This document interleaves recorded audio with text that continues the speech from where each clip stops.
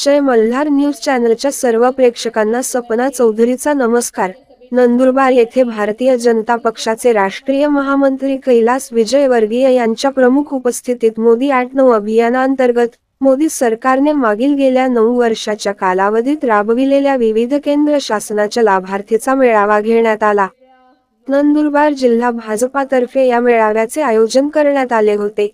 या कार्यक्रमास नंदुरबार येथील भाजपचे जिल्हाध्यक्ष तथा भाजपचे प्रदेश महामंत्री विजय चौधरी, खासदार विनय तेंडुलकर, भाजपाच्या राष्ट्रीय प्रवक्ता नंदुरबार लोकसभा मतदारसंघाच्या खासदार डॉक्टर हिना गावित, राज्याचे आदिवासी विकास मंत्री तथा नंदुरबार जिल्ह्याचे पालकमंत्री डॉक्टर विजयकुमार गावित, नंदुरबार जिल्हा परिषदेच्या अध्यक्षा डॉक्टर सुप्रिया गावित, शहादा तळोदा लोकसभा मतदारसंघाचे आमदार राजेश पाडवी, शिंदखेडा मतदारसंघाचे आमदार माजी मंत्री जयकुमार रावल, भाजपचे प्रदेश उपाध्यक्ष राजेंद्र कुमार गावित, धुळे भाजपा विधानसभेचे प्रमुख माजी जिल्हा परिषद अध्यक्ष तुषार रंदे यांच्यासह पदाधिकारी या मोदी 8-9 अभियानात अंतर्गत घेण्यात आलेल्या लाभार्थी मेळाव्यास उपस्थित होते।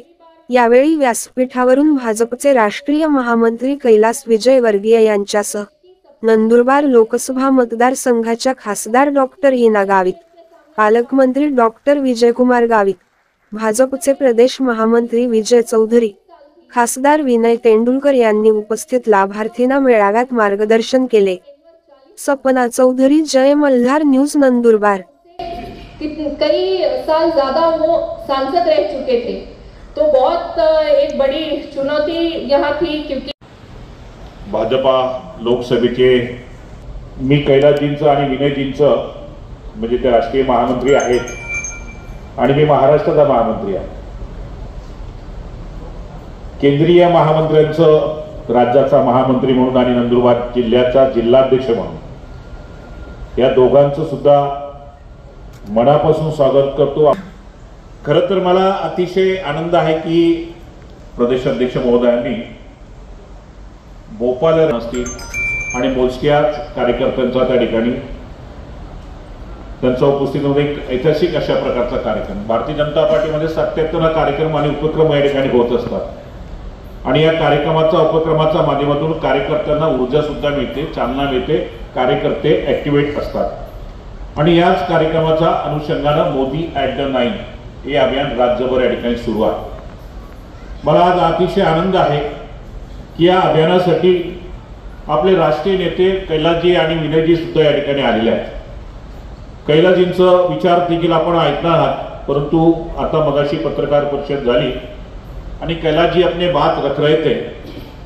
उन्होंने पूरे देश का लेखा जोखा मोदी जी का 9 साल का कार्यक्रम उपक्रम अपने कम समय में ज्यादा से ज्यादा पत्रकार बांधवों के सामने रखने का काम किया और इतना उनका स्टडी है, उतनी मैंने देखा कि शिरपुर में हमारी पहली मुलाकात हुई थी, उसके पहले भी दिल्ली में हुई है, लेकिन उनकी स्मरण शक्ति भी स्ट्रांग है, उतना उनका काम भी बहुत जोरदार है और उनकी काम की दखल माननीय मोदी जी और माननीय हमारे राष्ट्रीय अध्यक्ष पूर्व अमित भाई शाह हो या नड्डा साहब हो, तो उनका जो काम करने का तरीका है, संगठन का तरीका है, बहुत कुशल है। तो ये देखते हुए हमारे मोदी साहब ने इन पर पश्चिम बंगाल की जिम्मेदारी सौंपी थी। पश्चिम बंगाल में जाके जहां पे भारतीय जनता पार्टी का कार्यकर्ता बहुत कठिनाई से काम कर रहा है, बहुत परेशानी उनके सामने, वहां की सरकार जो है ममता बनर्जी सरकार अपने कार्यकर्ताओं का मर्डर करती है, परेशान करती है। बाहर से जो लोग आए हैं पश्चिम बंगाल में जो आतंकी विचारधाराओं को आगे लेके जाने का काम करते हैं, उनका भी हमारे कार्यकर्ताओं को काफी परेशानी उनसे भी होती है और ऐसे कठिन समय में उन्होंने वहां पे काम किया। आज त्याशिवाय विजयकुमार गावित जी त्यांच्या माध्यमातून आणि आज आम्ही बघतो या भागाचा विकास काय म्हणतो तो प्रत्यक्षात आम्ही गेल्या 9 वर्षात बघितला आहे आणि खरंच मी तुम्ही जर काम केलेलं काँग्रेस सोडून पहिल्यांदा भारतीय जनता पक्षाचा इकडे उमेदवार भाजप खासदार म्हणून निवडून आला, त्या खरंच तुम्ही अभिनंदन पात्र आहात आणि तुमचं अभिनंदन करतो. एक चांगले डॉक्टर विधाताई गावितला तुम्ही निवडून दिलं आणि तुमची जी कामं करतात ते बघून खरंच खूप बरं वाटतं. आम्ही विधाताईला दिल्लीमध्ये बघतो, तुम्ही पण प्रक्षेपण चालू असताना बघत असता. शेतकऱ्याचा प्रश्न असू दे किंवा विकासाचा प्रश्न असू दे, त्या हिरिरीने भाग घेतात आणि आपले मतदारसंघाचे प्रश्न ते आपल्या तडफदारपणे मांडताना आम्ही बघितलेलं आहे. जी ना सांगू इच्छितो, पूर्वी मी 95 में मैं चुन के आया था विधायक बोल के.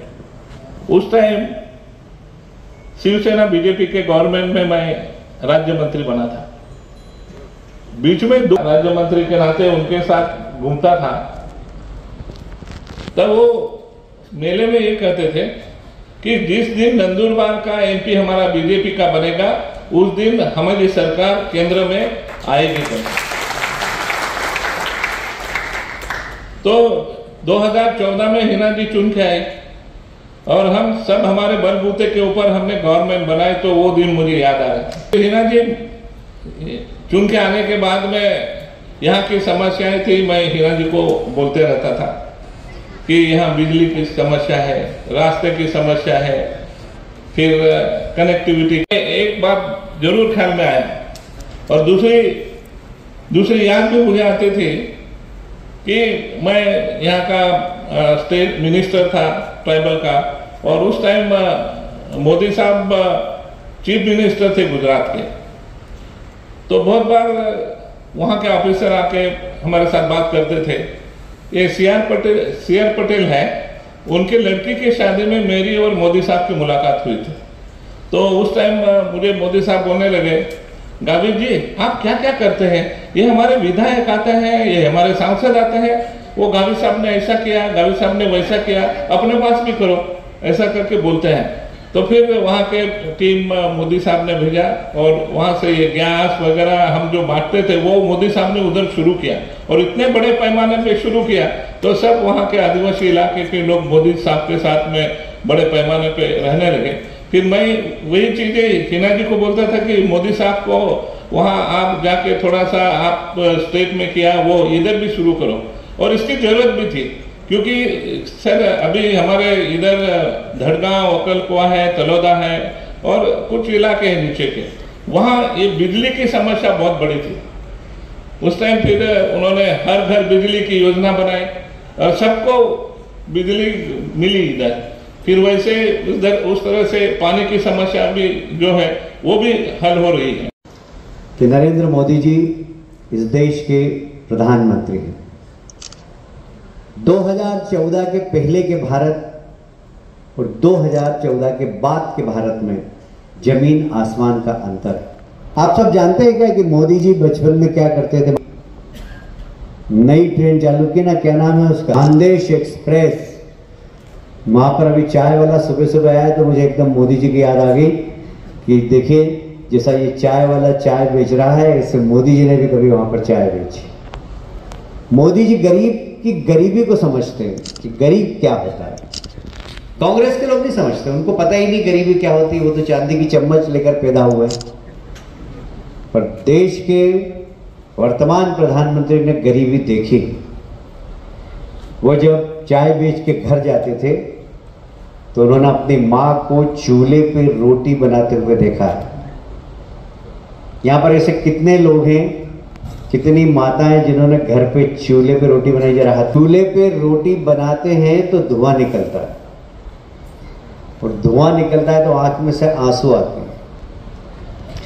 नरेंद्र मोदी जी ने अपनी माता जी की आंख में आंसू देखे होंगे और शायद तभी उन्होंने संकल्प ले लिया होगा कि मेरी माँ तो क्या, देश की किसी भी माँ बहन के आंख में आंसू नहीं आने दूंगा.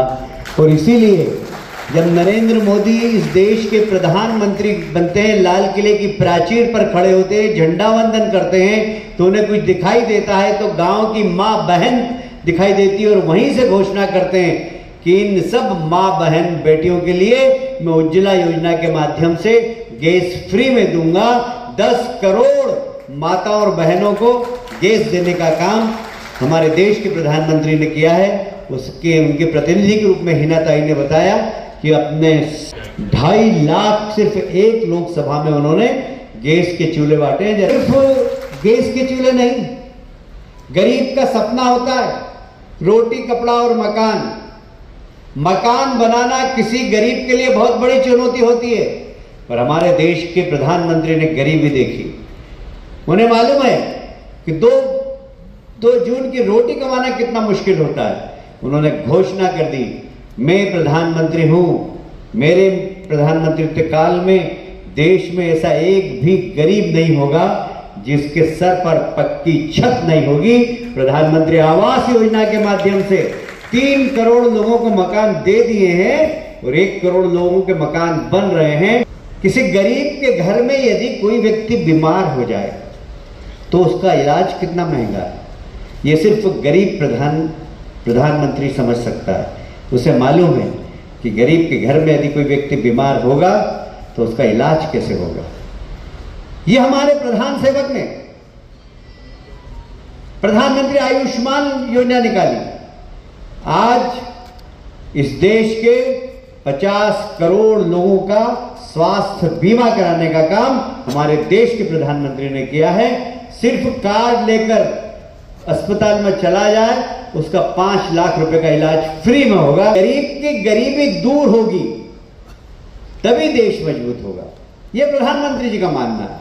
यह उनके पहले प्रधानमंत्री की शपथ लेने के पहले भाषण में उन्होंने कहा था कि मेरे देश की महिलाओं का जब तक सशक्तिकरण नहीं होगा, मेरे देश के नौजवानों को जब तक रोजगार नहीं मिलेगा, मेरे देश के दलित की जब तक गरीबी दूर नहीं होगी, जब तक ये देश मजबूत नहीं हो सकता है।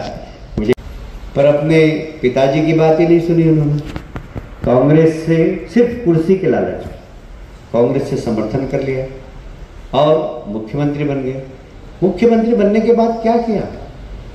इस प्रदेश में सिर्फ भ्रष्टाचार को पनपाया, वो तुष्टीकरण की नीति। मुझे याद आता बाल ठाकरे साहब ने एक बार कहा था, यदि दंगे नहीं रुके तो याद रखना मुंबई से हज की एक भी जहाज नहीं उड़ा हज यात्रा के लिए, ये उन्होंने कहा था। उनके बेटे आज घुटने टेक लिए सत्ता के लिए। मैं महाराष्ट्र के लोगों को धन्यवाद देना चाहता हूं कि ऐसे अपॉर्चुनिस्ट व्यक्ति के खिलाफ कुछ लोगों ने उनकी पार्टी छोड़कर भारतीय जनता पार्टी का समर्थन किया। आज प्रदेश में भारतीय जनता पार्टी और शिवसेना की सरकार है। केंद्र की सरकार और राज्य की सरकार दोनों मिलकर डबल इंजन की सरकार आज विकास के कार्य कर रही है। अगर प्रदेश में विकास करना हो तो राज्य सरकार का सहयोग भी बहुत आवश्यक है। यदि ताप्ती नदी की योजना यहां लानी है लिफ्ट इरिगेशन के माध्यम से, तो रास्ते भर में फॉरेस्ट की परमिशन लेना है तो राज्य सरकार के पास जाना है। मैचिंग ग्रांट चाहिए तो राज्य सरकार के पास जाना है। इसलिए राज्य में भी सरकार वो होना चाहिए जो विकास के काम में रुकावट नहीं डाले। इसलिए केंद्र की सरकार हो या राज्य की सरकार हो, प्रदेश के विकास के लिए हमें मोदी जी का हाथ मजबूत करने के लिए राज्य में भी भारतीय जनता पार्टी सरकार को लाना है और केंद्र भी मोदी जी को आशीर्वाद देकर हमारे प्रदेश, हमारे जिले का विकास करना है। मुझे मोदी जी के नाम पर गर्व इसलिए होता है कि हमारे 3 पीढ़ी पहले हमारे दादाजी के पिताजी, उनके पिताजी ने इस देश के अंदर मंदिर को टूटते हुए देखा था। कहीं राम मंदिर टूटा, कहीं सोमनाथ का मंदिर टूटा, कहीं कृष्ण जन्म मंदिर तोड़कर वो मस्जिद बना दी गई। हम सौभाग्यशाली, हमारे पूर्वजों ने मंदिर टूटते हुए देखे थे, हम मंदिर बनते हुए देख रहे हैं मोदी जी के राज में। हम कहते थे राम लला हम आएंगे मंदिर वही बनाएंगे, ये कांग्रेस के लोग कहते थे तारीख नहीं बताएंगे। हमने तारीख भी बता दी और हम फिर तारीख बता रहे हैं। कांग्रेस के मित्रों सुन लो, एनसीपी के मित्रों सुन लो, जनवरी के प्रथम माह में राम मंदिर की प्राण प्रतिष्ठा होगी। प्रधानमंत्री जी राम मंदिर की प्राण प्रतिष्ठा में जाएंगे। हम भी दर्शन करेंगे और आप भी दर्शन करना। जो 70 साल में आपने पाप किए हैं, हमारे राम जी ऐसे तुमको क्षमा कर देंगे। तुम ये कहते हो कि राम एक काल्पनिक है, तुम ये कहते हो हनुमान जी काल्पनिक है, और वोट अगर चाहिए तो जनेऊ डाल लेते हो, वोट चाहिए तो मंदिर में जाके घुटने टेकते हो, वोट चाहिए तो भगवान की आरती करते हो। पर ये संस्कार तो है नहीं तुम में कि आरती उल्टी करते हैं कि सीधी करते हैं। थाली दे दी तो उल्टी आरती करने लग गई प्रियंका गांधी। उन्होंने कभी भगवान धर्म को समझा ही नहीं, वो सिर्फ नकल करने के लिए, वोट के लिए भगवान के मंदिर में जा रहे हैं, तिलक निकाल रहे हैं, जनेऊ पहन रहे हैं। कांग्रेस तो एक ही त्योहार मनाती थी सिर्फ, वो मालूम क्या होता था, कौन सा त्योहार मनाती थी? रोजा इफ्तार। इसके अलावा कांग्रेस कोई त्योहार नहीं मनाती थी। हमेशा धर्म, संस्कार और संस्कृति के आधार पर राजनीति, हमने राष्ट्रवाद के आधार पर राजनीति की, हमने हमेशा तिरंगे को सामने रखकर राजनीति की। क्षेत्रीय दल आप इनको समाप्त कर रहे हैं। अरे जो भी दल हो, यदि वो कुर्सी के लिए राजनीति करेगा तो अपने आप समाप्त हो जाएगा। हम देश के लिए राजनीति करते हैं, देश के लिए मरने की बात करते हैं, देश के लिए जिंदा रहने की बात करते हैं। हम में और बाकी दलों में यही अंतर है, हम देश के लिए राजनीति करते हैं। आज आके मैं देख रहा हूँ, यहाँ सड़कें अच्छी हैं, यहाँ बिजली अच्छी है, यहाँ पर गांव-गांव तक सड़क बन गई, हर गांव बिजली युक्त हो गया। आज इस 9 साल के मोदी जी के कार्यकाल में सभी लोकसभा में मोदी जी ने मेरे जैसे कार्यकर्ताओं को भेजा है, ये देखने के लिए कि हमारी योजनाओं का लाभ गरीब तक पहुंच रहा है कि नहीं पहुंच रहा है। मुझे बहुत प्रसन्नता है, हमारे विजय कुमार जी और हिना ताई के माध्यम से हर गरीब के घर पर उस योजनाओं का लाभ पहुंच रहा है। 2014 के पहले से 10% गरीबों की गरीबी समाप्त हो गई, क्योंकि उनके पक्के मकान बन गए, उनका रोजगार का पक्का साधन हो गया, उनके खेत में बिजली पहुंच गई, उनके खेत में पानी पहुंच गया। ये सारा काम भारतीय जनता पार्टी की सरकार ने किया। कोई कल्पना भी नहीं कर सकता था आदिवासी भाई कि मेरे घर में नल से पानी आ सकता है। आज प्रधानमंत्री नल जल योजना के माध्यम से गांव-गांव में पानी पहुंच रहा है, गांव के अंदर स्वच्छ पानी पहुंच रहा है। हमारा स्वास्थ्य विभाग कहता था कि इस देश के अंदर 40% बीमारी सिर्फ अशुद्ध पानी के कारण होती है, 40%। पर हमारे प्रधानमंत्री की योजना के माध्यम से जब घर घर में स्वच्छ पानी पहुंचेगा तो अपने आप बीमारों की संख्या कम हो जाएगी। ये गरीबों के लिए सोचने वाला व्यक्ति कौन है? आजादी के बाद पहले प्रधानमंत्री हुए नरेंद्र मोदी जी, जो गरीबों की हर समस्या को समझते हैं और उसका निराकरण उन्होंने किया है।